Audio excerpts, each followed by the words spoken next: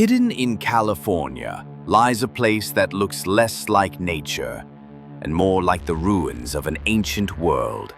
This is Devil's Postpile. Here, hundreds of towering stone columns rise in perfect order, like a massive organ carved into the mountainside. But how can molten lava cool into such flawless hexagons? Scientists say it's stress fractures forming the most efficient shape in nature. Yet, the precision here feels too perfect, too unnatural, like the work of something beyond human understanding. Some see it as a miracle of geology. Others whisper it's a monument left behind by forgotten giants. Which one do you believe?